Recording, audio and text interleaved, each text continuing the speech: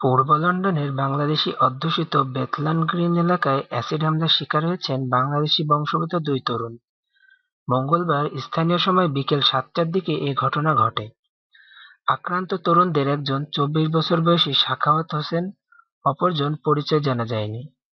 Police বলেছে, acid দিয়ে হামলা হয়েছে কিনা তারা নিশ্চিত নয়, তবে অ্যাসিডের মতো মারাত্মক দাহ্য পদার্থ দিয়ে হামলা হয়েছে, যাতে দুই তরুণের মুখ ও ঘাড়ের চামড়া বিকৃত হয়ে গেছে। এ ঘটনায় এখনো কাউকে গ্রেপ্তার করা হয়নি। সাম্প্রতিক সময়ে লন্ডনে একের পর এক অ্যাসিড হামলা নিয়ে সৃষ্ট আতঙ্কের মধ্যেই এই ঘটনা ঘটল। গত ২ সপ্তাহে লন্ডনে অ্যাসিড জাতীয় পদার্থ দিয়ে এটি তৃতীয় হামলার ঘটনা। বেথলান গ্রিন পুলিশ স্টেশনের খুব কাছে রোমান রোডে মঙ্গলবার এ হামলার ঘটনা ঘটে। প্রত্যক্ষদর্শীরা জানান, আক্রান্ত হওয়ার পর দুই তরুণ বাংলাদেশি মালিকানাধীন একটি দোকানে গিয়ে সাহায্য চান। তারা বলেন, তাদের উপর অ্যাসিড হামলা হয়েছে।